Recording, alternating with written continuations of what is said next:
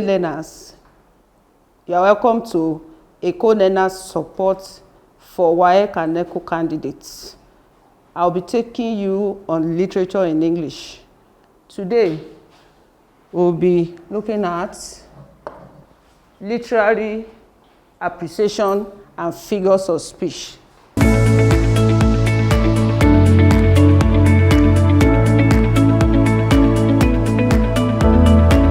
Eko Learners Support, a support program of the Lagos State Ministry of Basic and Secondary Education for WAEC and NECO candidates.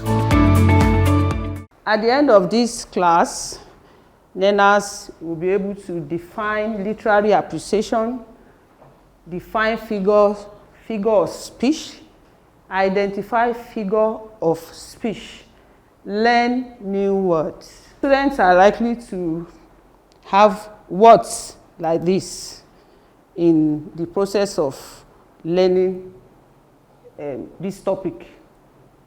First of all, connotation, words that have deeper implication, deeper meaning, as against surface meaning. Denotation is just the direct interpretation of words, the surface meaning. Literal is just another word for denotation, and literary, another word for connotation. So this will help a literature student to have a deeper knowledge of his text and poems. Literary appreciation.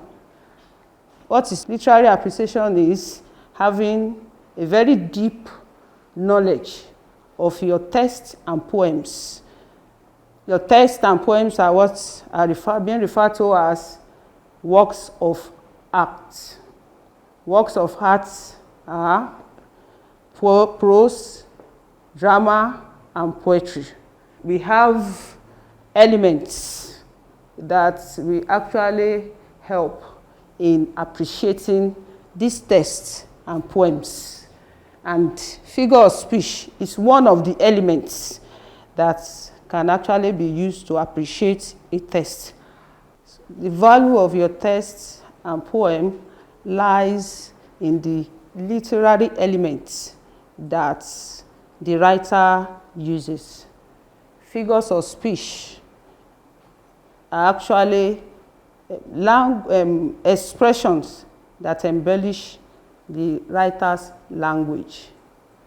Figures of speech during your exam wouldn't come in a manner that you'll be asked to mention or write figures of speech. You are going to start to identify and begin to use it to analyze your text and poems.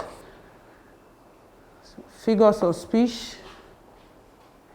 Figures of speech are expressions that are different from a literal or ordinary use of a language. Figures of speech has connotational or literary meaning.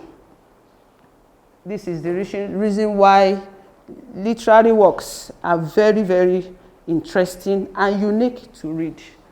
Figures of speech is actually one of the elements that are used to appreciate text and poem.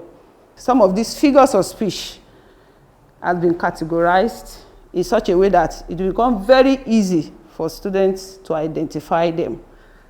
The first category is comparison. We have figures of speech that are grouped under comparison because of the work they do in a text. Metaphor and simile. The work they do in a text is to compare, but the manner of comparison is different. Metaphor, we actually compare directly, saying one thing is actually the other, without like or as. Simile, doing the same job of comparison, but comparing two things that are physically different but are the same in their attributes and quality. this we compare indirectly using as or like. We have example of metaphor. Emeka is a lion in the battlefield. Emeka physically does not look like a lion, but is comparing the attributes of bravery and fierceness that a lion has. Simile is as beautiful as a peacock. You can see the indirect comparison between these two. The second category has to do with contradictions. Paradox, oxymoron, antithesis, and irony. Paradox is a statement that seems as if it does not make sense, but on a deeper look at the statement, there is a lot of sense in it. Example is, I must be cruel to be kind. For you to actually have a good life, you must subject yourself to punishment. The son is the father of the man. It doesn't really make sense that how can a child be the father of his father? But in a deeper look, at that statement, the child will eventually come around to begin to take care of the father in his old age. Second one is oxymoron. Two words in a statement that standing side by side but are words and opposites. Example is, Lagos is populated by the living dead. That means a lot of people are not living a quality life, so they have become walking corpses. We have antithesis. Antithesis have two opposing ideas in a statement. Remember, paradox, one statement. Oxymoron, two words in a statement. Antithesis, two opposing ideas standing side by side for balancing. And so we have man proposes, that's a statement. God disposes. United we stand, divided we fall. To err is human, and to forgive is divine. You can see that we have two statements that serve as opposites to each other. We have irony. Irony is we'll be saying things, stating things, but the opposite is what is realized. Irony is always having an underlying sarcasm.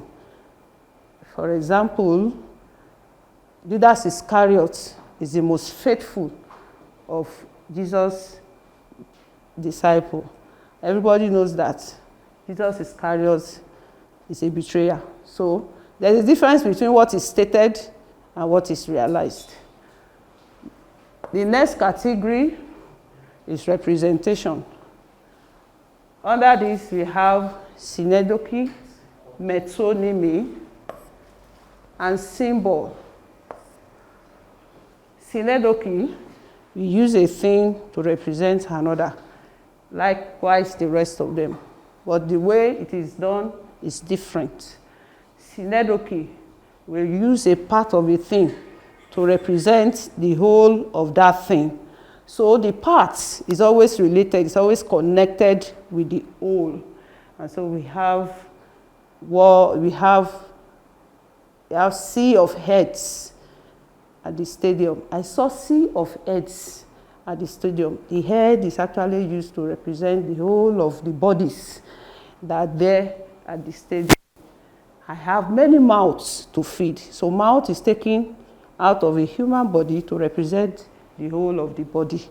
And having a part, a whole that represents a part. You can have example like Nigeria will be meeting Ghana in the final tournaments of the football, of the World Cup. So Nigeria is the whole, representing only 11 players. So we have the whole, and the 11 players are actually Nigerians, and so they come from Nigeria. So we have a whole there representing a part.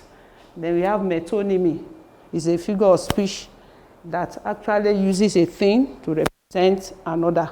But in this case, it's only through association. The two are they are not always related. Through association, you get to know that one thing is representing another. So we have example. Aso Rock issued a statement. There, everybody knows that Aso Rock is standing for the presidency. Aso Rock and presidency, they are only being brought together because of the association and not because they are related. They have example like the sword is mightier, the pen is mightier than the sword. Everyone knows that pen is actually being used to represent the nenet, and the sword may be soldiers or warrior. So pen can actually destroy because the victim wouldn't know that it's being bad thing is being written about him. But a sword, seeing that somebody is coming, you can actually escape and run away. We have symbol. Symbol uses a physical thing to represent an abstract. Just as we have in Piano and Drum is a poem that talks about the foreign culture and the African culture. So piano is used to represent the foreign culture.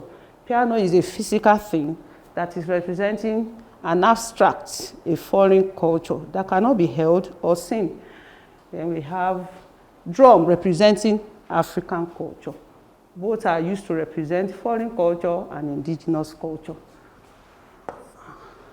We have other figures of speech that are not put out under any category. We have personification. Personification is giving human qualities or attributes to a non-living thing, making it appear as if that thing is human. We have example, the tree groaned as they fell.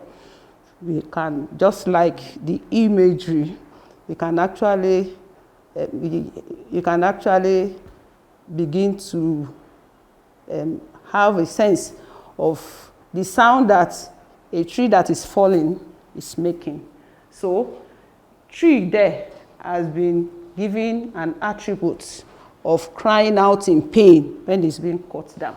Euphemism substitutes harsh or unpleasant statements with a mild or less offensive one. For example, we have, he's an expert in the art of hiding facts. So it's just like a junior officer that wouldn't want to tell his boss that he's a liar. So he can actually put it in a subtle way that is just an expert, you know. We have other examples like the senior girl. The senior girl has been put in a family way. We don't want to mention pregnancy there. We have the man has gone to the great beyond. We don't want to mention death because it's harsh. So we have other ones again. Hyperbole. Hyperbole is a deliberate use of exaggeration, blowing things out of proportion in order to emphasize or because of humor. You will hear a pin drop at the graveyard. Yes, the graveyard is always very silent, but yet it is hyperbolic to actually hear a pin drop, no matter the silence. We have apostrophe. Apostrophe addresses someone or something as if it is present, as if that thing is present. Oh, death, where is thy sting? Death is not present, it's not physical, but yet it's being addressed as if it's standing and somebody is talking to it. So, having talked about all this, so having learned some of these figures of speech, I have some questions that you can try your hands on. I'll give you some minutes to look at the question and give the appropriate figures of speech to the space provided.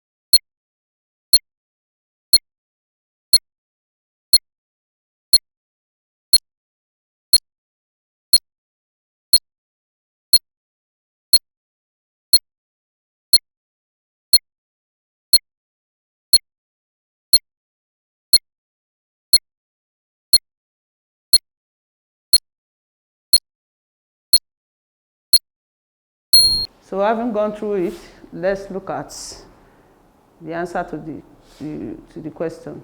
My mom has a heart of gold. You have learned that metaphor actually call one thing the other. So my mom has a heart of gold. It did not say my mom has a heart as beautiful as gold. It actually say her heart is gold. So we have metaphor.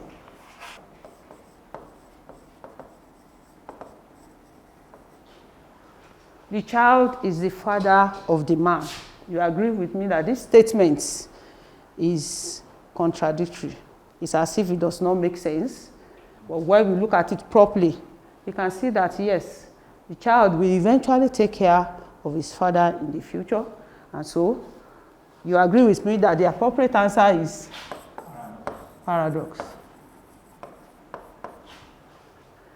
My sister and I had a friendly fight. We have two words in a statement there that are direct opposites to each other. So we have oxymoron.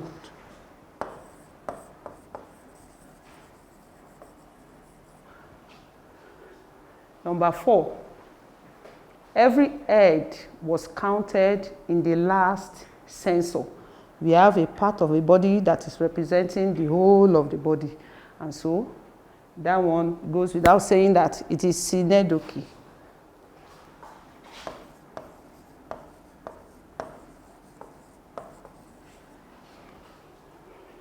Number 5, walls have ears. Walls has been personified to have ears. Wall is just a brick, an object, but it has been given the attribute of hearing by giving it ears. And so we have personification.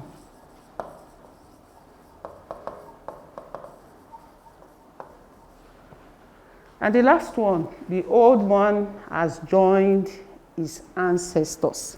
This is saying a harsh thing in a very mild way. Death is not pleasant. And so it is said in a very pleasant way, and that is euphemism.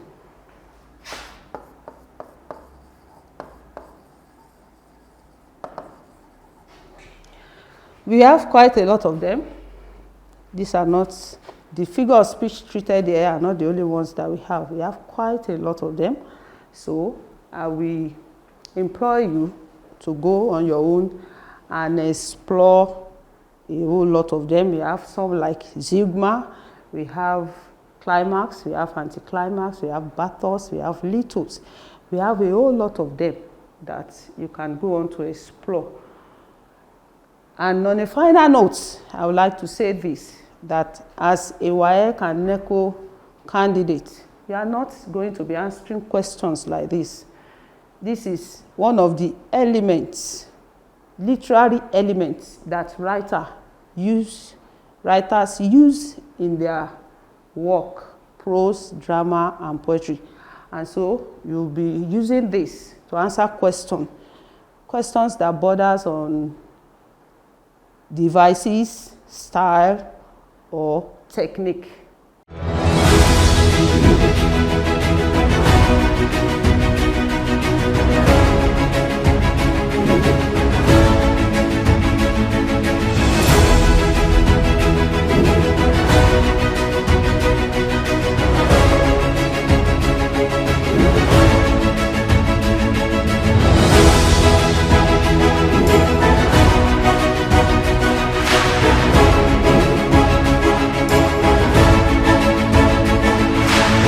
So we have come to the end of this class.